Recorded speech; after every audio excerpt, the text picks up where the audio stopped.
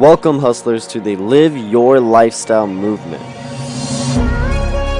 I'm glad you made the decision to live life on your terms. We help millennials become the directors of their own lives.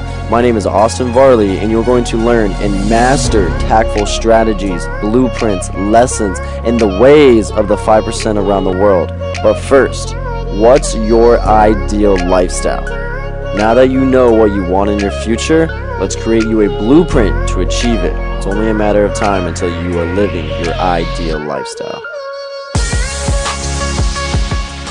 Welcome, little hustlers, to the Live Your Lifestyle podcast. I have Tim Meuchel with me. Tim failed his way to success. He lost $334,200 in 2008 after resigning from a 12-year corporate management career to pursue his side business full-time. The business quickly grew 8 times, and within 4 months, Tim's wife quit her job as well. 10 years later, she still remains a stay-at-home mom. Now, Tim is seeing an opportunity to give back and help other struggling entrepreneurs. Tim reverse engineered his process and just released his new book, The 10th Factor, which I'm excited to get my copy. So you guys hear me enough. I'm going to get Tim on the call. How you doing, Tim? Hey, man. How's it going? Excited to be here. Hey, thanks so much for being on the show. Absolutely. So first, let's just start off. Tell us a little bit more of your background, a little bit maybe of the corporate job, and then what kind of sparked you to kind of become an entrepreneur. Okay, let's do it. So here's how I started. Like a lot of other people, when I was pretty young, this goes back to when I was in middle school age. Okay. I started cutting grass and I got the paper out, and I started going out and getting a little taste of money. And I was always athletic, so I was always playing sports, but I always found time to work. And all the way through high school, I had a job, worked at a grocery store, and just continued to bring that money in. And when I got my license, I bought a car, and it was just like I liked doing that, and I kind of went that path. Well, then I dropped back and I took the typical path. I went to college, got my civil engineering degree, got out in 4 years, went to work, used my degree, took a corporate job, had a decent job, making a decent amount of money, and that ended up being, for me, it was like a 12-year job. Well, 7 years into the 12, I got this kind of like this itch, and it's one of those itches that it just doesn't go away. Mm-hmm. And if your audience and your listeners are entrepreneurs, they'll know exactly what I'm talking about. So I had this itch, and it just didn't feel right. So then, at the same time, what happened is I met what would be my future wife, and we didn't have any kids or anything yet. And as we started to get more serious and talked about marriage and talked about having kids and things like that, there was 2 issues with that company that was basically deal breakers for me. Okay. Now, one was I wasn't quite making enough money to do what was our dream. And our dream was for her to stay at home and raise a family. That was just something we both wanted. Mm-hmm. So I couldn't quite cover both of our income brackets in order to do that. So that was one deal breaker. And the second one was travel. So this particular company, it was a construction company, and I was in the management end.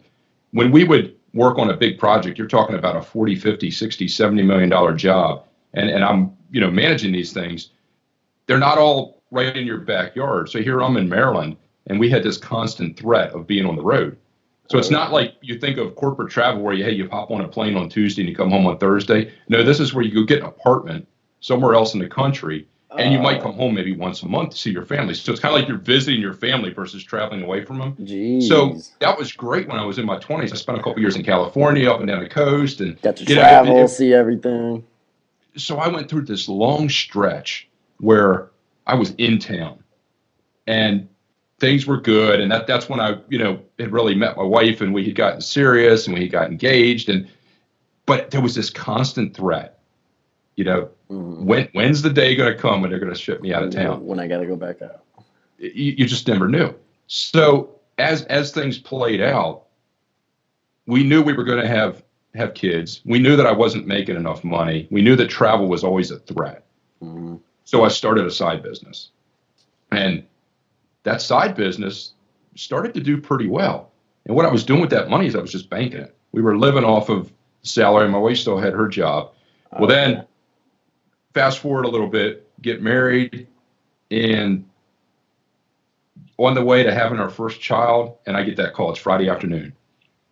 Boss calls me in, comes into the office, says, hey, what's going on? He says, well, we got this problem job, and you're the fixer. And we've already committed you to the owner, and the job's in New York. And here I'm in Maryland, so it's up the East Coast.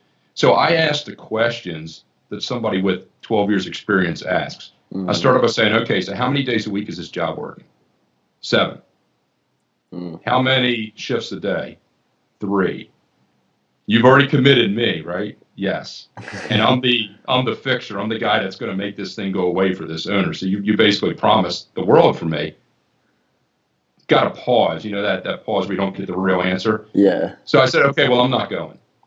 And I've been there 12 years and I had never really pushed back. So when I said I'm not going, my boss was like, what? This isn't negotiable. This is your job. We're telling you need to go. We've already committed you. This isn't negotiable. We need you there Monday. Here it is Friday afternoon. I said, it's not happening. It can't happen. I have another business. So at that point, his jaw, literally hit the desk. And he goes, what do you mean you have another business? So my response to that was, well, obviously it hasn't affected my work because I'm 15 months into it. You had no idea. And here's my direct boss, had been my direct boss for years. We had a pretty good relationship, but obviously I didn't tell him about that business. Oh, yeah. Well, I did a couple things right. I had my own vehicle because I had a company vehicle with this company. So I had my own vehicle. I had my own computer. I had my own email address. I had my own phone. I had my own equipment. You were I had my independent. own tools. I knew that, pens, paper, all that stuff. I knew that someday was coming when I might have to make the jump. And I wanted to make sure that I was above board. I didn't get accused of anything, didn't burn any bridges. So they found somebody else in the company. It was 2,200 people, but I was the guy. They found somebody else to take that job on. I went back to work. Not long after that, I went in and gave my notice.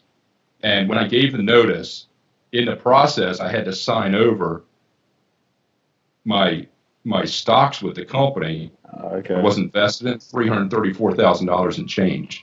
So with one stroke of the pen, I was on my own and basically donated, not quite $500,000, but a big chunk of money. Oh, yeah. So, you're fairly young. If somebody says here's $334,000 today, it's going tomorrow. It's like, wow. Right. I'm all in. I'm doing this. So that's where I was. So then, a few months later, something incredible happened. My wife quit her job. Income went up 8 times. And that was right before my first child was born. So within a span of less than a year, it was like we had accomplished that dream. We had basically 10 times our success. And here we are 10 years later, my wife never went back to work. That's awesome. So that was the good. But then there's all the bad that came with it. And I don't know if you want to dive into that or how you want to do this. Yeah, no, wasn't even like the next biggest question was like, what was one of your biggest struggles, and even like some of the struggles that you went through? Because a lot of people kind of forget, they see entrepreneurs at the high level and they think, oh, it's just success, when it's, people still fail, people still fall. So talk about your biggest struggles and some things that came up after. Okay, let's do it. Let's talk about the honeymoon days first. Okay. So you leave corporate. You're on your own, and your income is going up. You're doing all these things you wanted to do, and you're like, wow, this is pretty awesome. Well, there was a problem. I made a huge mistake that I didn't even realize for years after. So remember I told you I had this itch 7 years into 12? Mm-hmm. Well, as a result of the itch, I was kind of soured towards the industry. But yet, I decided to go in the same industry and start a side business. Now, I was careful to do one that didn't compete directly with the company I was working for, so it wasn't like it was a conflict of interest. Mm-hmm. So there was no issue there, but it was still, basically the same thing. Yeah. So it was great when I was getting out of the gates. Well, then over the years, it got hard because it was like, it was hard to go to work. So we rose and then we leveled and we lived a good life for a lot of years. But I constantly had to fight. I really didn't enjoy what I was doing. Mm-hmm. And, going to work every day was okay. I was good at it, was really good at it, but it just wasn't fulfilling to me over time. So as a result, I became the bottleneck. The company ebbed and flowed with me, and as much as I could put in was where we were, and that was kind of how we topped out. And then I made another huge mistake. I branded myself as, that fixer on that job that I talked about with my old boss. Yeah. I was that guy with the company. I knew every single client personally. I was Okay. bidding 300 jobs a year, and I had a hand in every single one of them. And we were doing 100 jobs a year, and I was the face. I was there every single day. So when I tried to unplug, it was uncomfortable with the clients because they got used to me being in there all the time. The guy. So so now what I do, it makes a lot of sense because I'm working, with individuals and small groups, and yeah, they need my expertise. With what I was doing in that particular business, I should have become more of a CEO and less of a worker, but I didn't. So I learned a lot about that. And then eventually it just got the best of me. We had a bad deal where we didn't get paid a tremendous amount of money. And it was so bad that when I found out that the money, we had already done the work, when the money wasn't coming in, I was in this office. We had just bought a new house. Okay. We had twins on the way. Oh, congrats. And I wasn't even really unpacked yet in my office. And I got off the phone and I took 10 steps and walked across the hall. My wife was in the dining room and I said, the money's not coming. I think we might lose everything. I might have to get a job. And that was like from a perspective of if you've been in a long-term relationship or if you're married or, have a significant other, it was one of those moments where you kind of look at each other and go, it's like that uncomfortable silence. And you're just so what I told her is like, but I don't think that's a good idea. You just got to let me figure this out. And it was kind of where we left it. So I walked back into my office and I pulled out a piece of paper, well, not a piece of paper, but a pad of paper, legal pad. And and I'm a numbers guy, I'm an engineer, started scratching out some numbers. And it just wasn't working. I walked back out. It was literally 10 seconds. And I said, there is no way, and I'll leave out the expletive, there's no way I'm getting the job. Yeah, it's just going to put us back 10 years. We're going to go right back where we started. Right. It doesn't make any sense. I'm going to fix this thing. So at that point, I said, look, but you need to trust me. You got to trust that I can do this. I can fix this thing. So at that point, I was, zoned in. You call it the gun to the head approach or whatever. It was about, you're trying to take care of your family. Oh, yeah. So what I did was I restructured my company. I really dug deep into it. And before I got to that, though, I came back into my office, and 10 minutes later, I started scratching down some stuff. And one of the things I wrote down was I'm going to start a consulting company. Okay. And then I put it away. And this is huge for your listeners. Emotional decisions are dangerous. Put it away, went back to my day, and then I came back later that night and I looked at it. And that's how the 10 factor starts. There's a 10-second test. My 10-second test said, get out of the contracting business. There was a 10-minute dream statement, which is really what you want out of life. And then there was a 10-hour reflection where you kind of take it all in. And that's how I start all of my clients when we go through that. So in the process, I decided I'm going to get out of this contracting business. Now I still have that company, but I'll explain how in a minute and why. So I was going to get out of that business. I was going to start this consulting company. Well, that just doesn't magically happen, especially when you just found out you don't have a lot of money coming in. Yeah. So I decided to take the contracting company and fix it. Cut staff. I redid my pre-qualification statement. I started saying no to 9 out of 10 opportunities. Oh, wow. And pretty quickly, we were making the same amount of money, and I was working like 40% of the time in the contracting. You went to work. So it started on paying your the bills because I had been working so inefficient. And it was all stuff I knew. I just didn't implement it. It was, just the basics business. I'm a business guy, and that's what I'm good at. I knew that stuff. I had a problem with messaging. The consulting company was designed to go out and make this transition, but my messaging was awful. It sucked. Okay. I couldn't tell anybody what I did. So I was having the same struggle with the consulting that I had with the contracting.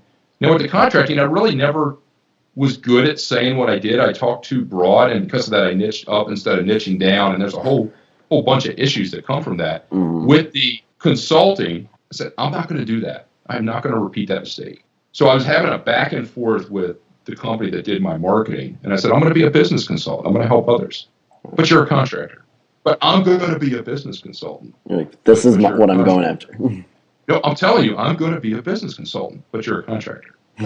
So we had this back and forth, and I said, okay, here's the thing. This is the way it's going to play out. I'm going to take this company, and I'm going to make enough money so that we can pay the bills. I'm going to use my construction expertise because I'm good at that, and it's worth a lot of money. you don't normally make it about the money, but in this case, it was part of the process. I'm going to take that expertise and I'm going to help other businesses with their contracting. And I'm going to teach myself how to be a consultant and how to work with people and help them. I already know how to do it. It's just a matter of mastering. Oh yeah. And, when I master And getting that type of like style in that field and like and building the rapport and success stories and everything that comes with it. Mm-hmm. So here I got 12 years of corporate. I got 10 years of entrepreneurship. I get this great resume. It's just a matter of getting out and doing it. Mm-hmm. So what happens is I can't get my messaging right, and I can't get any work for the consulting company with my construction expertise.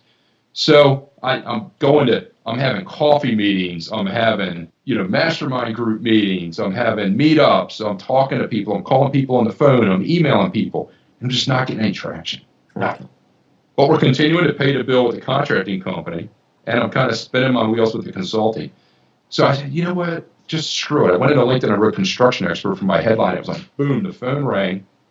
I ended up with a pile of work, and as a construction expert, before it was in the legal side, working as a true construction expert, and that money I made from that paid for the whole start of the 10 Factor. Oh, so I applied that, invested in myself, got in a big, powerful mastermind, started framing out my plan, framing out my book, and all that stuff. And that's kind of the beginning of the new me. So that's kind of how I got started. That's awesome. What was it before? Well, I guess the issue was you start a new business, and this is something, I literally just had this conversation with a client that I coached here like an hour ago. You start a new business, and you want to be that guy you want work. You're trying to make money. So you have people coming at you from all these different directions. Can you help me? Can you help me? And they're throwing money at you. Mm-hmm. But it's not always good money in the sense that it's not that they're not paying you what you're worth, but they can be taking you off that track. Yeah. So it's really important that you figure out what is that expertise, and that's what we do in the 10 Factor. What is that thing that you're really, really good at, and not a hobby, something that you're going to make, that you're going to make your lifestyle, that you're going to work at. What is that thing? And then what do you like doing? What do you enjoy doing? That's your passion. That's where you want to be. And how do you take the two of those and put them together, and how do you raise it up and make money at it? But the thing is, if you could get all those things together, and you surround it around your core values, which I use a hub and a spoke approach to teach that, mm-hmm. then you create something that's sustainable, because the mindset just kind of comes with it. Oh yeah. Versus, you talk to people all the time and say, well, why do you do what you do? Well, somebody knew somebody that got me a job, and you've been doing that for 20 years. Right. And they hate it. They're the people that are on, Facebook or Snapchat or Instagram every Monday morning saying, oh, it's Monday again, and Wednesday's hump day, because they hate it. And that's not where I want it. Mm-hmm. So, yeah, it's just, a culmination of me taking all of that stuff. And my two words this year are mastery and serve. And if you can do those two things, and just figure out how to have little wins, and then know what your result is, and then go step by step by step, that's what you do. So I've got this book launch going on right now. Mm-hmm. And one of the people, I assembled a launch team that's helping me promote this thing. So it's a few select people. And, we talk back and forth, and, they're watching the metrics with me, and they're really into this process. One of the team members happened to publish a book a while back, and it's up on Amazon, which is where I'm at. Mm-hmm.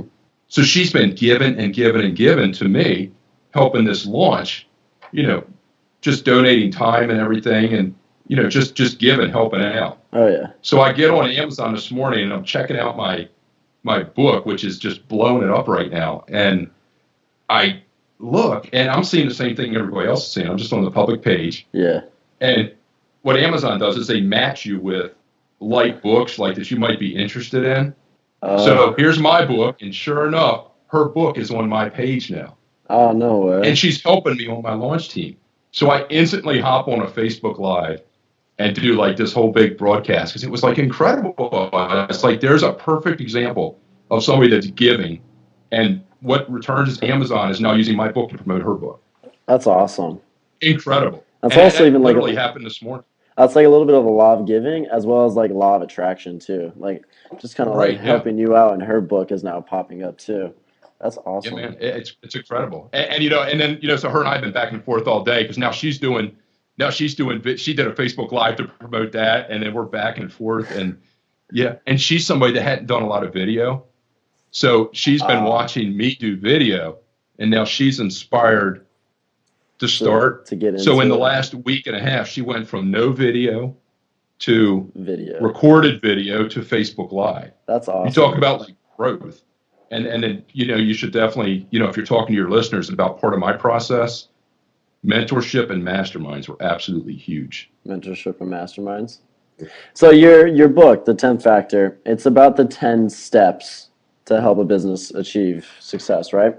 So out of those 10 steps, which one do you see the most people not doing or the most people are struggling with, would you say?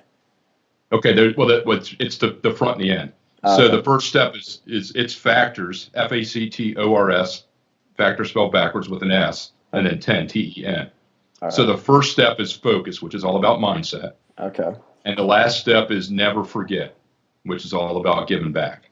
I like that. So you're not a 10-factor success story until you start giving back, period. Nice. You said, my head said, writing a book, it's time. You got to give back. You have to give back to people. And the reason I say that a lot of people don't do the front and the back is in terms of giving back, it's always, well, I'll have some money next year, or I'll have more time next year, and what happens is then 5 years later, you're saying the same thing. It's kind of like doing that, like Kim that's helped me out with the book launch. I mean, she's busy with her own stuff right now, but she's giving back and helping somebody. Mm-hmm. And with me, I support prostate cancer. That's a huge thing we support.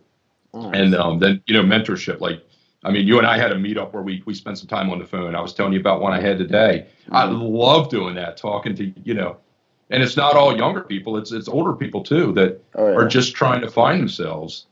And if that meeting or conversation inspires them to go out and just take control and then go all the way back to step one, which is F, and start working on that mindset, which is confidence and clarity. Nice. And you got to believe in yourself, and you got to be crystal clear as to where you want to be. Because if you're not crystal clear, you can win every day, but you're winning over here and you're winning over there and you're winning over there and you're not getting anywhere. Not winning your vision. If you're crystal clear, every win is about staying on that track. It's the little mini wins, which is basically the processes and what I do in the 10 factors, I walk you through the right order to do the processes so that when you add them all together, the result is success, but you define your own success. And that's the process. Nice. So it's cool. It's structured like a basketball game. So if you're into sports or anything, it starts with pregame. Okay. And then pregame is when you're getting your mindset right, you're testing, and you're making sure your idea is something that you're going to be proud of and something you're going to be good at. And something that you want. Something that's saleable. Mm-hmm. That's kind of how you start. And then you go from that, and you're testing amongst your peers. Now, I talked about my coffee meetings and stuff like that. That's when you're going out and you're saying, hey, this is what I'm thinking about. Right. And because you're ultimately have to sell, whether it's a product or a service, you have to put out something that the market's going to buy. So you're figuring out, okay, this is what I want to do. And then you're listening, which is what MJ DeMarco says. A lot of entrepreneurs fail because they're stubborn. Oh, yeah. Because they sell what they want to sell, not what the buyer wants to buy. Yeah. And that's huge. So you're testing early on before you're spending any money. Yeah. And then you're committing.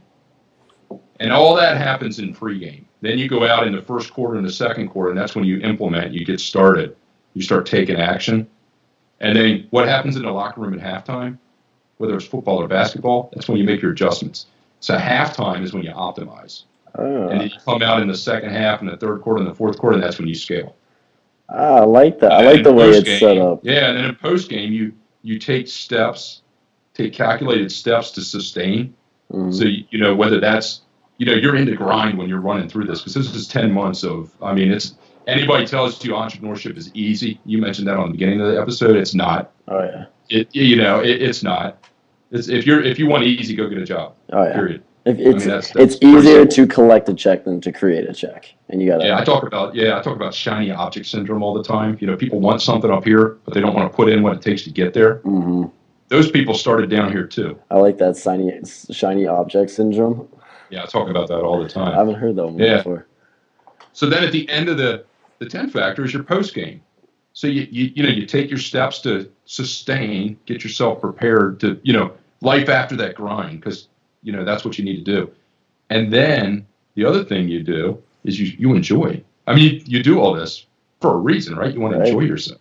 Oh, yeah. So then you enjoy.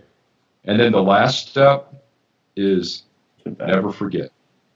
And that's kind of how it ends. So yeah, that's how it's put together. That's awesome. I love how you have it like lined up pre-game, first, second quarter, even the halftime. And I love how the halftime you put it as like self-reflecting and like seeing where they can do better, what needs to be improved. So you talked a little bit about clarity in the beginning, how that's the pre-focus. When you're trying to get people to get clarity, how clear do you get them? Like in Think and Grow Rich, or even Peter Voog, he says like in the exact amount of time and amount of money what you want. Do you get them that like clarity on what they want? I do. So what we do is we talked about the 10-second test, and then we talked about the 10-minute dream statement. So if I have a meeting with a client, first meeting, what we do is we do that, literally do that 10-second test. Okay. And we do it verbally, because we're sitting, face to face, we're on a Skype type call, or, we're on a telephone call, however that meeting's happening. And I go ahead and I document that. I write that down, and I generally suggest that they write that down too. Nice. Then we kind of get into, we start talking and getting to know each other and stuff like that, because, it's a new client. Oh, yeah. And then 10 minutes or so in, I say, okay, now let's take that one phrase that you said earlier, and let's expand on that a little bit.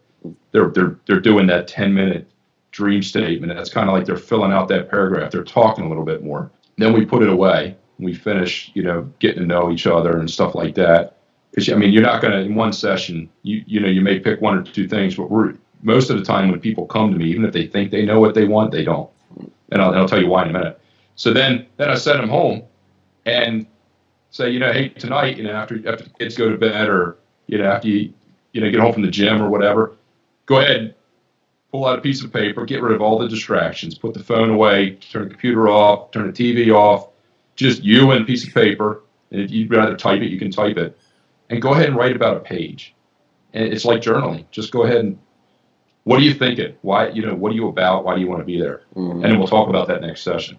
So then when we come back the next week, we start off and I read them what they told me as their 10-second test, and then I read their dream statement. And then we talk about their reflection. And then over the course of the first month, every time we meet, go back and say, okay, so here's where you started week 1, here's where you were week 2.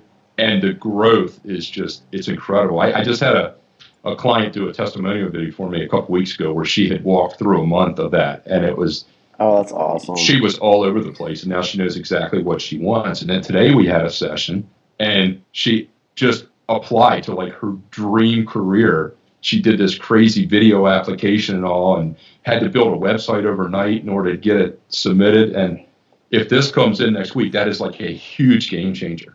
That's awesome. Because she knew when the opportunity came, she knew exactly what she wanted. She could jump on it. It's pretty incredible. Took action, which a lot of people don't do. Right. Well, a lot of people don't know. Mm-hmm. So the opportunities are there. It's just a matter of you seizing the right opportunity, which is important, but it's even more important to ignore the bad opportunities. Yeah.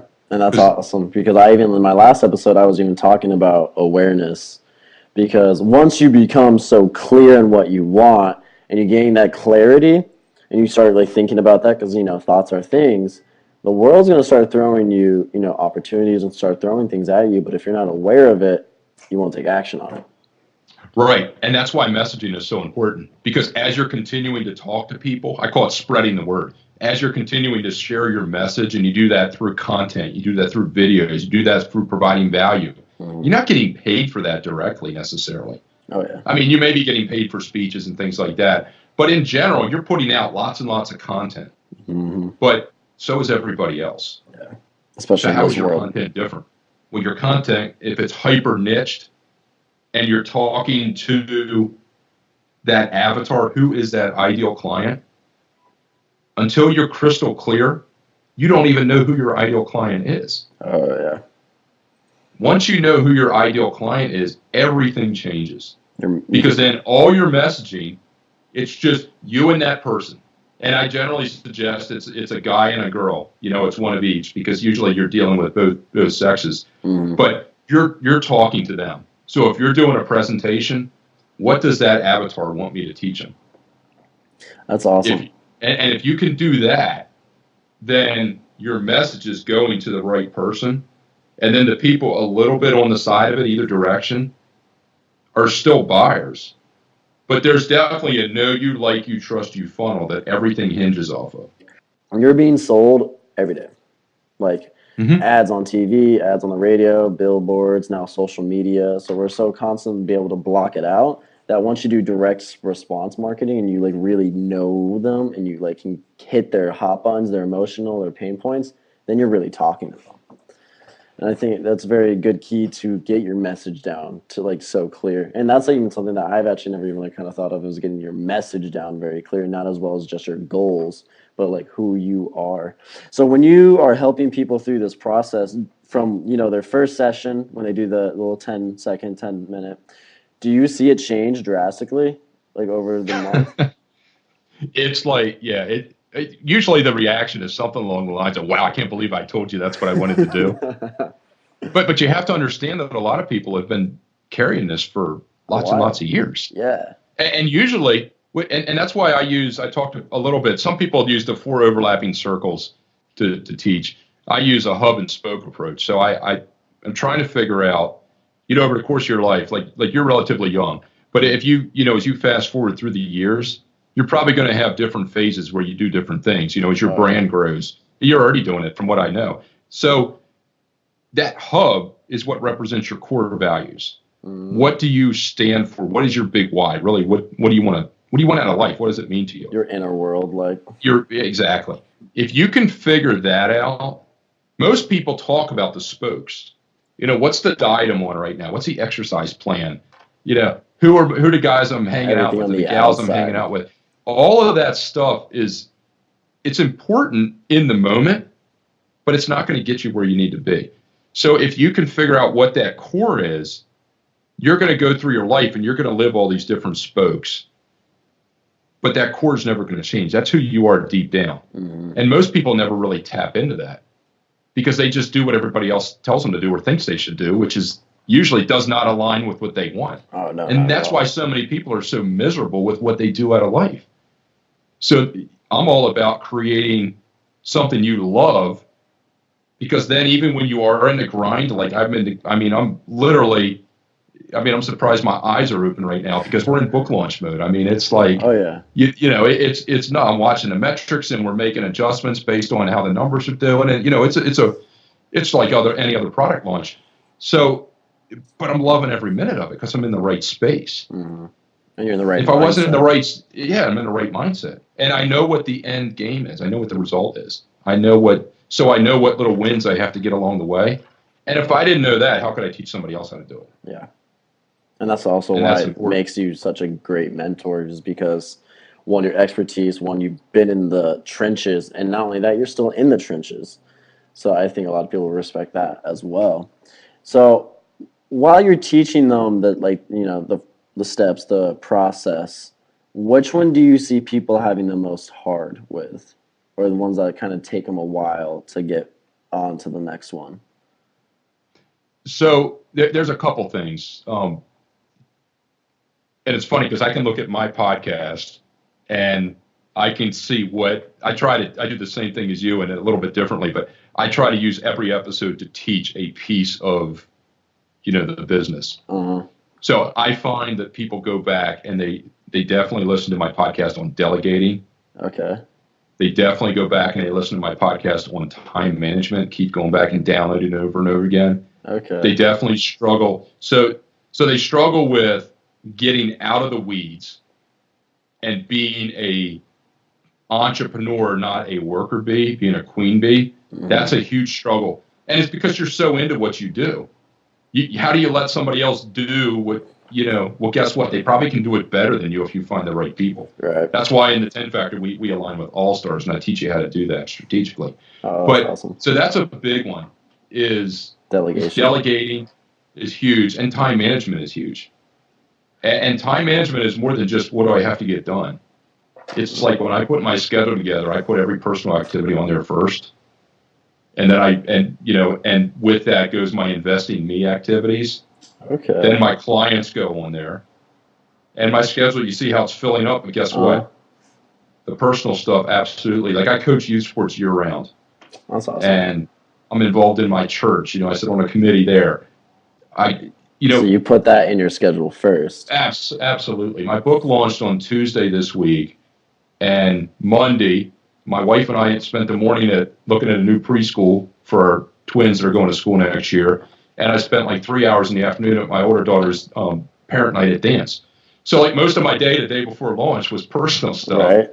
And I told you before it was a problem with me getting a haircut after business hours when the job was bid a week down the road. Right, when you've already been done. Tell me that's not like a complete 180. Oh, no, it 100% is. And that's even like one of the reasons why you wanted to become your own boss and an entrepreneur, is not only to help, but also that you can just, be you. And you don't have to like be scolded for getting a haircut. Yeah, man. If you could tell your 21-year-old self 3 tips, what 3 tips would you tell yourself? So it's got to be 3, huh? It can be whatever you want, but I just always say 3. Yeah, man. Let me think about this for a minute. So 3 tips. One is don't get pushed into doing something that somebody else wants you to do, in the sense of listen to yourself, listen to your inner self. Okay, I love that. And take the time to reflect and really figure out what you want to do. Mm-hmm. You're going to make mistakes. Oh, yeah. Don't make mistakes in the sense that you're going down a path that somebody else pushes you into that you don't want. Because what's going to happen is life is hard.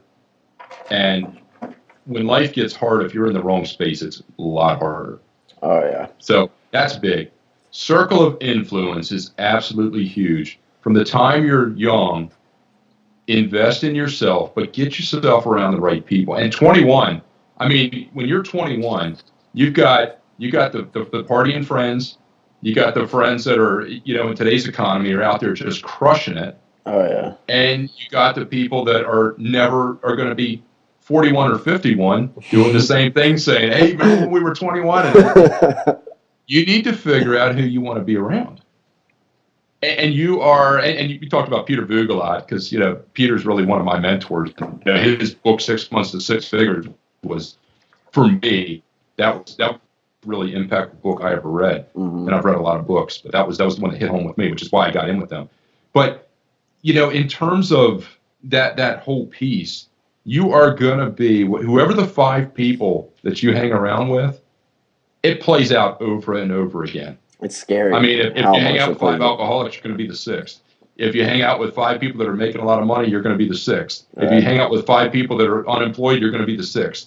It's just the way it is. It's inevitable. And so pick carefully. That doesn't mean you're not friends with lots of people. When I say circle of influence, I mean these people that are really, who do you confide in? Who's helping you make decisions? Who's nudging you in the right direction? And accountability is huge. Who's your accountability partner? Oh, I love that. I haven't heard that one. It all ties in with circle of influence. And then my other advice would be invest in yourself early on and get involved with a good mentor or coach. And there's lots and lots. There's like 7 billion people in this world. There's lots of coaches out there. Some are good, some are not so good. Find one that you connect with. Yeah. That you believe in. And that follows the path, and then go all in, and that's huge. And at the same context, get in a mastermind early on, because what happens in the mastermind, it kind of part and parcel with the circle of influence. Mm-hmm. Is you watch other people, like the ones I'm in. You see these huge success stories, and you're having a week where you're down, and then somebody else is launching a new product, or killing it somewhere. Yeah, just signing up a huge contract, or closing a nice deal, or whatever it is, you feed off of that. It's contagious. You can't help it. But. No, I think that's awesome. So I think that's a huge key. And I love the accountability partner, because that even just forces you to level up. So what have you done to keep your motivation and inspiration? So you can kind of like talk about what motivated you in the beginning, maybe to get out of your job, as well as what motivates you now to keep you going and keep you inspired, even after failure or rejection or anything. Okay, so there's a couple things. So for one, I know I'm in the right space, and I know I'm in the right space There was one specific story that I talk about a lot of times in interviews. We were sitting around. It was a Sunday. We had just gotten home from church. We were sitting around the table eating breakfast. And if you can imagine young kids, it's, commotion all over the place and all. We got 2 in high chairs. And I had just cooked breakfast because normally my wife does the cooking, but I do the breakfast. We're sitting around and my phone goes off. So, anybody that's got on your listener end that's got, family and kids knows when you pull your phone out in the middle of a meal, it's not always a good thing, right? Mm-mm. So anyway, I pulled the phone out and it was an email. It was an opportunity to go out to California for a show or a seminar.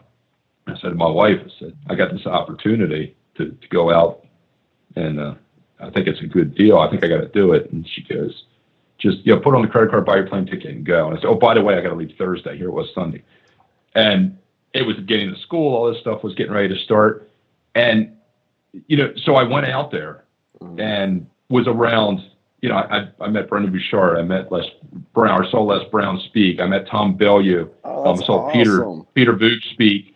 It was like 17 people coming in there. Peter Diamandis. Wow. Mel Robbins. All these people are out there. They all these people came in to talk, and I was just one of the entrepreneurs there that was in the process. At that point, my book was written, my podcast was getting ready to launch. But what happened was I sat in a room for a couple days with all these people, and I literally sat on the edge of my chair and hinged on every word because I knew I was in the right space. So the point is, you have to validate to yourself that you're doing the right thing. Mm-hmm. So there's that. And then in terms of the motivation, it's just the results. Like I see the look on somebody's face.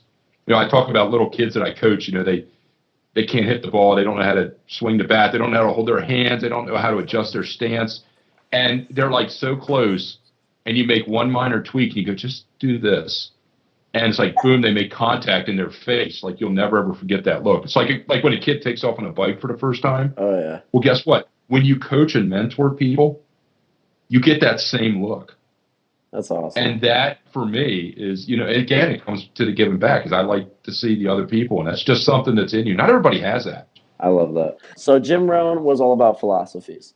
That was kind of some stuff that I learned from Jim Rohn. So do you have any certain philosophies that you live by? Or some things that are just in the back of your head when you're doing your day-to-day?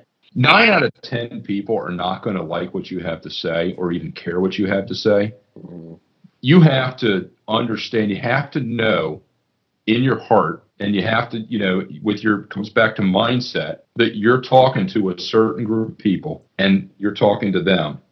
And everything else is noise. So the philosophy is you got to continue over and over and over again talking to them. And the message will get out. That's a lot easier said than done. Yeah. Because we all have feelings, you're proud of what you do, and you get haters, and I mean I have haters, and when you've arrived when you have haters. Right. Because they're trying to bring you down.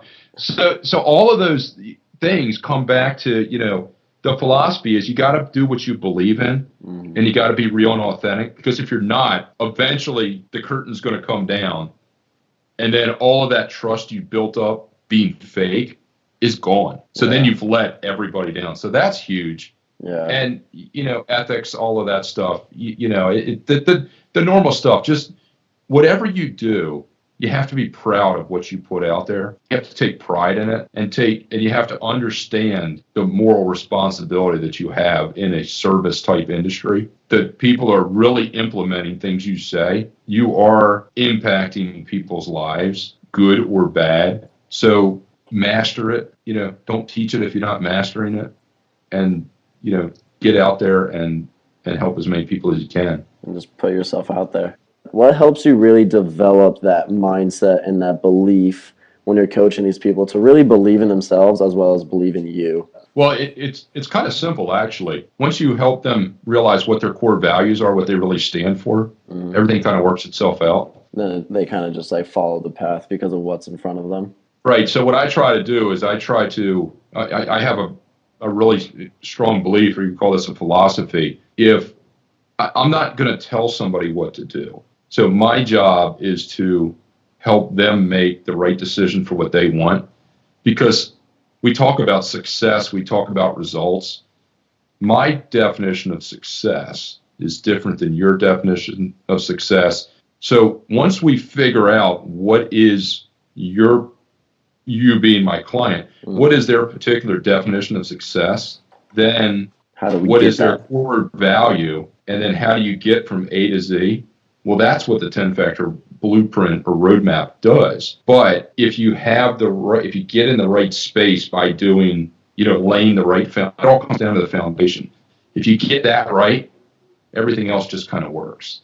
If you skip the foundation, which is what most people do, it's like building a building and starting on the second floor. What's going to happen? Just come down. And that's the sustainability that's just not there. So, but all that being said, mindset is something we fight every single day, and you will continue to fight it. So if somebody says it's easy, they're lying. Oh, yeah. Or they haven't really lived it. Mm-hmm. Oh, yeah, man. There's a big thing, and it's probably good for your listeners. My first Facebook Live, I was absolutely sideways. 17 minutes I talked because I flipped the camera, and I didn't realize it until afterwards. So I did a 17-minute sideways training, and I talked to one of my mentors, and I said, man, you're not going to believe this. He said, one of my most watched videos ever, I was upside down. So you're going to break things, and be proud that you're going to break things, because that's the success coming. Right. It's how it's breaking it and keeping going. And that's my IT guy and I talk about when we do our strategy sessions, getting our back ends up is, we break things every week and then we fix them. And it's incredible. And that comes down to fear. And that's why you guys even need to look into Tim Meuchel. You guys get his book. My copy is on its way, and I'm super excited. The 10th Factor I already know is going to help me build my business. And not only that, you can find it on Amazon. Best way to cut that time in half is to listen to a guy like Tim. Not only listen to them, but implement on what they say. So, hey, thank you so much for being on the show, Tim. I really appreciate it. And keep killing it. I'm excited to read your book and to see you just keep moving up. Yeah, man. Awesome. Just tell them if they can't find me, just go to the10factor.com. It's THE10FACTOR.com. They'll find everything they need. And like I told them, man, you're doing a great thing. I love it. Hey, but thank you. Take care. All right, buddy. See you. Bye-bye. And before you go, I just wanted to say thank you for listening and being a part of the LYL Hustler community. I hope you got value from this episode and know what to execute on. Remember, if you stay consistent, it's only a matter of time until you have your ideal lifestyle. If you want to truly elevate your game, go visit www.thelylmovement.com and click the LYL Wolf tab. I'd greatly appreciate your feedback, so email or leave a review, as well as subscribe to the show. Always be clear on your ideal future lifestyle and what you need to do daily to create it. Thanks again, keep grinding, and I'll see you next week, hustlers.